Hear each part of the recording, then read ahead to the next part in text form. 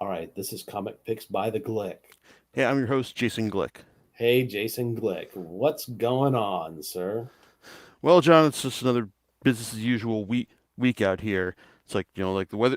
It's like weather's fine. It's like weather's not nuts. It's like and like I've got like an insane amount of comics that are like hitting my way. Like one shipment got sent out over here today, courtesy of the right stuff, and I've got like lots of other stuff like en route from courtesy to Amazon and cheap graphic novels. So no shortage of stuff to talk about and review. It's like as things were Oh, getting scarce last year.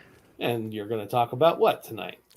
Well, tonight I'm going to talk about something that I actually picked up during the last, not quite the last round of Amazon buy two get one free sales. And that was that. This is well, I guess it's time to talk about Taiyo Matsumoto. He's a he's a creator who has been around for a good long while, both in terms of his U.S. presence and especially in Japan. He's someone who has like been highly regarded by the comics literati as a very important creator, someone who puts out work that is like both challenging and inspiring. It's like and stuff that like really makes your life better once you read it. Stuff that will like break your heart if you can like get on its wavelength. He's a creator that I've never fully been able to get into because the first thing that we got over here from him was a series called Black and White, otherwise known as Tech on Kincrete. Basically, it's about these two kids, Black and White. Black is like cynical and straightforward minded, and White is just like all like touchy feely. It's like goofiness, like innocence and all. And like they're and the series follows them as they try to protect their home city of Treasure Town from the forces of gentrification, yakuza, and also just it's like an outside forces who want to remake it in their own image. This is a series that a lot of people like really like and was reissued as a it's like as a flipped 3-in-1 like volume like 3-in-1 volume several years back that after I reread it in preparation for talking about the series I'm going to talk about in a second. But it's just I just it's just something that just doesn't quite that never quite grabbed me in the way that it did all the people who talked about it. It's like I think that there's one guy, Dirk Deppy, who used to write for the Comics Journal .com, who just kind of pegged it as this is basically Naruto for the art house set. And you know what? I think he's right. I think that it's basically a shonen series that basically has has a much more like that rather than just like focusing on like the fights and the style. Like it's more about poetry. It's like poetry and abstractness, and just like like trying to phrase things in a way that like tries to get it that tries to get at your heart. It's like it's like in abstract. It's in abstract ways like that don't like involve like beating the crap out of a guy and showing them how clever you are. Um, but in the end though, it's like Matsumoto's style just kind of feels like just really it's like elliptical and it never really grabbed me. It's like to give you an example, like when I was a major in creative writing, my major was fiction, not poetry. Because poetry was just kind of like I felt was just kind of like a mugs game. It's like it's not something that I could really that I could fully get into. It's something that I mean sometimes like there's some, can be some fun poetry, but a lot of it is just kind of feels like okay, it's like you either get it, it's like and it's fun, or you don't, and it's just you're kind of like, and it has to be explained to you just how this works, and that's kind of how I felt about Matsumoto's style overall. Like it's not something that appealed, that really like that really grabbed me. It's like, but at the same time though, everyone like out on this side of the ocean just kind of like kept going on about how great he was to the point where subsequent his subsequent series like number five, Go Go Monster, Sunny, and Cats of the Louvre, um, like were also brought out over here as well. It's like two great acclaim as well. In fact, Cats of the Louvre shared the Eisner Award last year with Witch Hat Atelier. I I did go and read Cats of the Louvre because I'm a cat person, and in the hope that okay, well, maybe this will be the Matsumoto work that that really gets me. Kinda did, but it's like I have to admit, like it's more because I'm a cat person rather than just like a more a fan of his style. I didn't really appreciate the fact that it wasn't really about just cats. Like he just had okay, so now he's gonna have like anthropomorphic representations of cats, like in telling his story. The ending almost kind of got me. It's like in terms of like it's like his approach to like doing a really abstract interpretation of like what had happened to the missing girl, but in the end, it wasn't enough to convince me that okay, I need to get on the Matsumoto train now, which is a very roundabout way at this point of basically bringing us to Ping Pong. Ping Pong is apparently his most successful series, some not just in print but also in alternate media. This is the series was adapted into a hugely successive movie. It's like in the aughts, and also a well regarded anime series in the it's like in the mid teens as well. Basically, it's basically what happens when Matsumoto decides to fuse his like his abstract poetic style with a it's like with a grounded specific mainstream genre. Basically, this is a sports manga. It's like no, ping pong isn't a metaphor. This is actually a series about guys playing table tennis like over the course of its 4 volumes.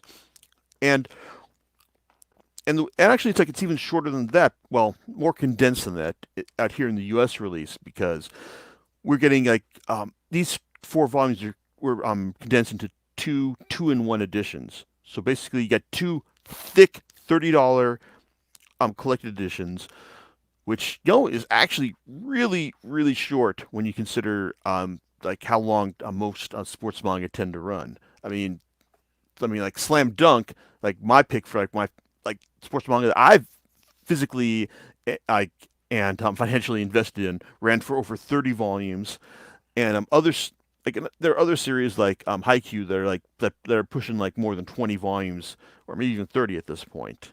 So like when I'm saying like like, more sports volumes, they series like well they're also Shonen Jump titles and they're gonna like tend to run for a while. But Ping Pong right off the bat gets some points for being like okay we're just gonna condense all that shonen manga stuff it's like into 4 volumes.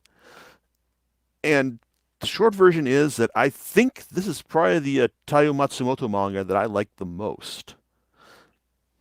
So what does that mean? Well, this is a series about two guys, Yutaka Hoshino and Makoto Tsukimoto. Um, Hoshino is basic is a guy who he's like loudmouth, brash, arrogant. It's like and really good at ping pong. It's like he's also the kind of guy who's not afraid to let you know that hey, I'm good at this. His friend it's like his friend Tsukimoto, who also goes by the nickname of Smile. It's like because he's only smiled like once in his life, and it's like and he also plays ping pong as well, but he just kind of like does it as a way to just like interact with his friend Hoshino, who also goes by the nickname of Peko. And when the series starts, it's like that's where they are. It's like Peko is the hot shot, and Smile is just it's just like doing this like as a way. It's like because this guy's his friend. It's like and this is someone who one of the only people he's been able to really interact with because Smile is like a really it's like stoic, unemotional kid, someone who's been teased a lot. But Pecco, doesn't go in for that. He's someone who's stuck up for Smile a lot of times over it's like over the years. And these two are pretty tight as the beginning of the series makes it clear. But it also makes clear that that Tsukimoto may have more skill than he's letting on. That he may have just that every time that he plays Hoshino or Peko, that he's just kind of holding back, just playing enough to give his friend a challenge and nothing more. And it's like and that's kind of like and that's basically what that's basically kind of goes into the crux of this series because like there's one character, a former great ping pong player, Joe Koizumi, who finally knows about come to know as Butterfly Joe. Well, he coaches the table tennis team that Pecco and Smile are part of, and it's like in their high school. And eventually, Joe notices that Smile, well, he's actually got some pretty good skills. He's just been holding back because he doesn't actually believe in the ugliness of the sport.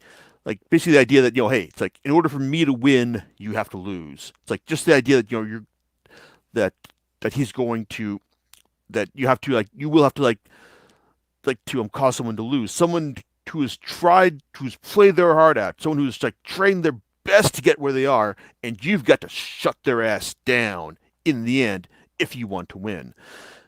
And that's kind of like the conflict that kind of like that drew me in for the first for the first volume because a lot of time it's just like it's a lot of sports like slam dunk at least like this is my basis of comparison here. There's always the question of who's gonna win and how are they gonna win. And but in the end, it also like dealt with like a lot of the psychology about like who's got the momentum. It's like in the end, that's kind of what it comes down to. But with but with ping pong, it's all about what happens when your protagonist doesn't have the will to win. What happens when he doesn't want to like destroy the other person or even like proclaim himself to be a good player for lack of a better term. And that's kind of what Joe wants to do with Smile. He wants to train him to be someone to bring out that killer instinct, to bring in desire to win. And dominate his opponent. Like basically be as good as he as Smile can be. Just that the catch is that kind of involves Smile just kind of becoming kind of a monster in the sport, just dominating becoming just basically all the things that he had worried about. And where does Pecco come in all this? Well, Pecco's like the kid who's kind of hasn't really had to work for a whole lot. It's like he has a lot of natural talent, and he's got the will to win. But the thing is, well, what happens when this casual, hey, I'm good, I'm good at this, um, gets beaten. What happens when the it's like the fly ass player from China beats this kid's ass down in an inter high tournament? Well, how does he deal with this? Does he deal with it by by suddenly stopping playing, taking up smoking, and becoming a hustler in the arcades? Well, that's kind of that's where the series goes, and in its over the course of its four volumes. It's just how does one guy deal with the fact that his route for dominance basically involves him just just shutting down everyone in front of him, and how does the other guy, one who's basically had no problems dominating everyone else, deal with failure? That's that's kind of that's kind of the appeal of the storytelling that I had with ping pong. Even though it's I gotta admit that it a lot of this a lot of the storytelling did kind of feel that it was more appealing to my head than it was to my heart. It's I can get the ideas it's the ideals that Matsumoto was shooting for here. Even though there are precious few moments early on that really like got me fully invested in the matches that were going on. And there are some, and there are some good characters like to help pick up the slack. I mean, it's not just Pecco and Smile that are just duking out here. I mean, Butterfly Joe. It's like learning about his tragedy was interesting, and also just like getting to know some of the opponents that they'll face, like Wenge. It's like Wenge Kong, the Chinese like star player who's brought over here to help prop up one school's team, but kind of feels that okay, well, what happens like if he loses? What's this going to do to his stature? And then there are the players from Neptune or Kaio Academy. It's like there's Ryuichi Kazama. It's like the bald-headed, bald-eyed guy who believes that power is like the great is like the one way to like to win in these matches. And there's also like a Manabu Sakuma, also known as Demon, like a longtime nemesis of Peko, who doesn't really have a lot of natural talent, but he uh but he is that guy who will train the living hell out of himself in order to show that he's got what it takes. And when he finally gets his chance against it's like Peko, it's like in the first inner high tournament. Well, things don't quite go the way you'd expect, but it's interesting to see like like the grace that Matsumoto affords a guy like Demon, a guy who's all like slant-eyed and all slant-eyed like intimidation and smarm and smug when he fights against Peko, but he's also willing to wade out into the ocean when Peko just like starts like going off on a flight of fancy in the second volume, and we realize that he's gonna drown if I don't save him. God damn it! It's annoying little shit. So yeah, that's it's like so there's a good solid cast propping up these main characters and the idea of just what does it take to be a good ping pong player, and like can you do it without just like without like destroying another person's dreams like along the way. I guess without spoiling too much, in the end, it's revealed that Tsukimoto doesn't have doesn't have the like that kind of ability, but Peko does, and that's kind of cool. It's like, I mean, even though it's like I said, a lot of this like kind of just kind of like hits on my head. It's like like I'm engaging this on like a purely mental or analytical level rather than just like an emotional one early on. And I think that kind of comes down to Matsumoto's style. I mean, he's got a like exaggerated, um, it's like lanky, long line style that it's like it's different, but I don't know. It's like it's not something that I've really felt has been like oh man, it's kind of like oh man, I love this kind of difference. It's just like it's different, but which tells it to stand out, but doesn't really like engage me like for on a whole like on a like in a really coherent way, except in certain points when it's like when he's trying to aim for something on a more metaphysical level, and it kind of then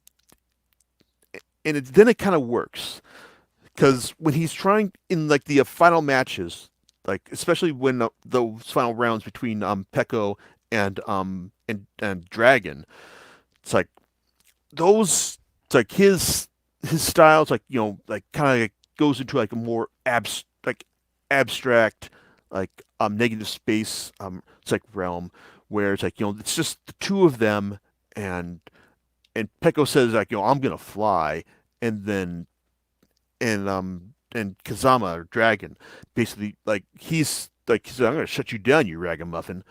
Yeah, he says ragamuffin really, and he but then he actually sees it.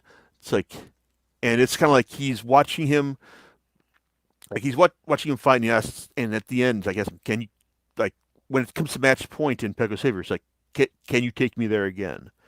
It's like and that kind of I think that kind of works, but it's not like something that's done consistently over the course of the series. So when it's like because when Matsumoto's like style hit synchronizes with what the with the poetic aspect of what he's trying to tell, it's magic. But it's not like consistently magic throughout the course of the series, and that's disappointing. And it's like I guess if the series had done that like more, it's like I probably would have like maybe this like would I'd probably like go and say, hey, like now I get Taiyo Matsumoto, but I don't know. It's like I guess it's like I can just keep waiting and just like picking and choosing his series that I buy. Like if it's gonna be something that either something specifically that appeals to me, like Cats, or gets like unanimous like critical acclaim, like Ping Pong, then I can check it out. Because I will also say that Ping Pong does kind of have a ending that's kind of like, yeah, you know what, I needed more. It's like I wanted like more about what was going on here, especially with what happened to Kazama. It's like at the end as well. But overall, it's like if I was gonna like say, hey, like if someone's actually like, well, hey, Jason, I hear that this Matsumoto guy is supposed to be really good. Like, what should I read from him? And I think I would go ahead and tell him, go and read Ping Pong. It's not your usual sports manga, but I think it's a good, different like example of the form. It's like, and it condenses a lot of the stuff that you that you're used to seeing like in sports manga over like 10 or 20 or even 30 volumes into a nice compact like 4 volume or like two in one edition like series. So it's good, it's different, but as far as but if your like experience of like sports manga comes from Slam Dunk or Haikyuu, it's like or Yowamushi Pedal or like series like that, well, or even Prince of Tennis, well, Ping Pong is absolutely not like that at all. But it's a series that asks different questions about what it takes to be good at your sport, and it's like and I appreciated that.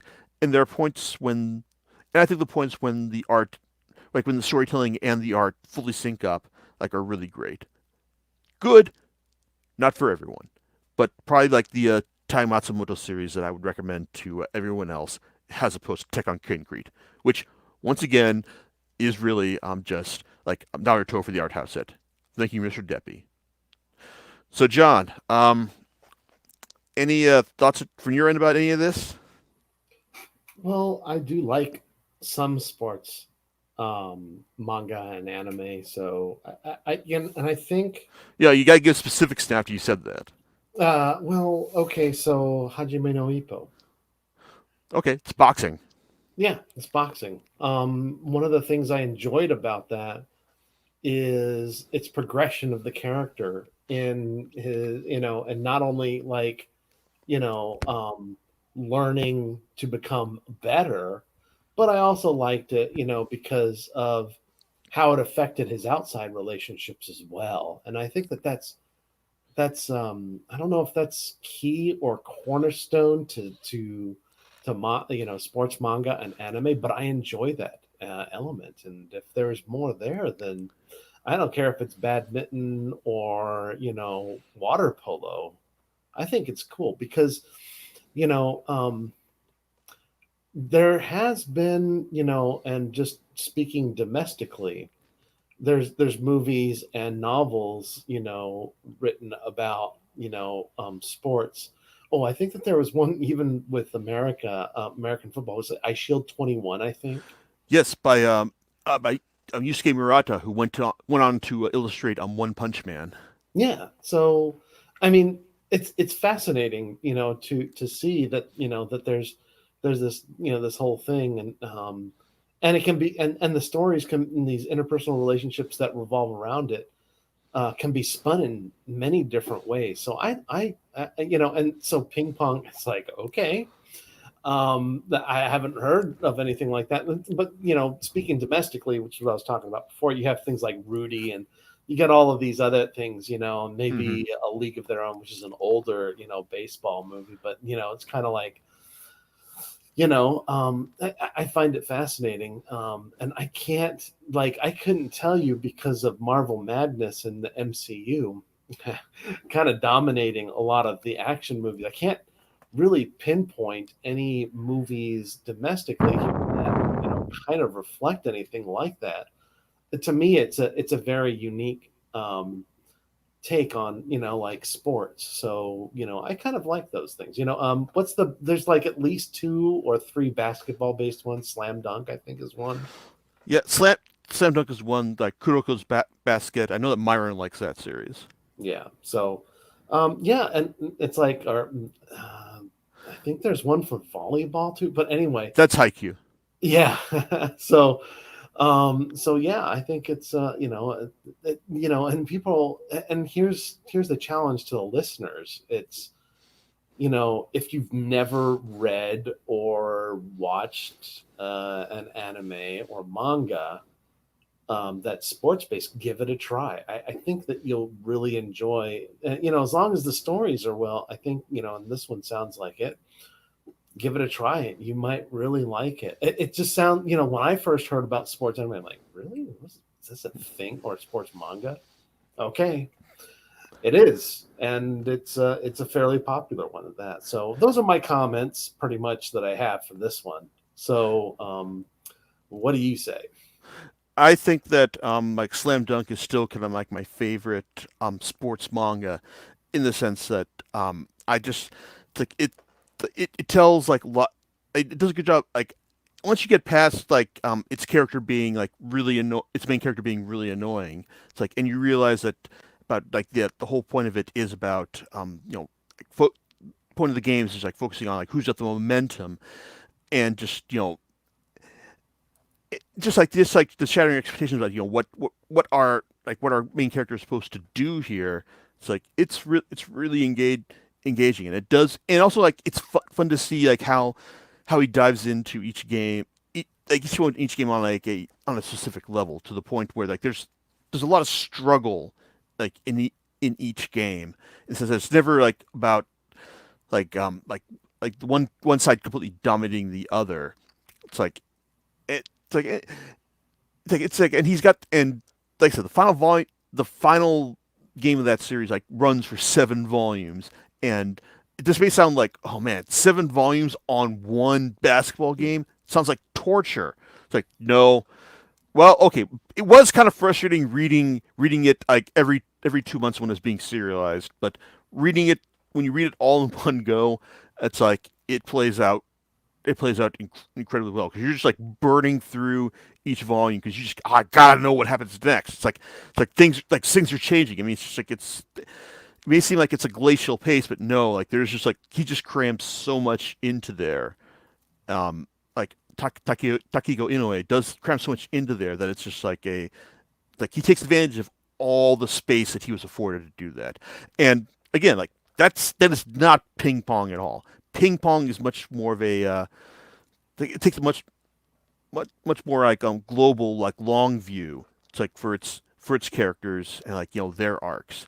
And I think that's not a bad thing. I mean, on one hand, it's like it's kind of impressive that he was able like to condense like these characters, these stories, and make them play out as well as they did over the course of 4 volumes. Like, because like I mean, it's like what do we have time to read more in our current lives? One 4 volume series, or one 31 volume series.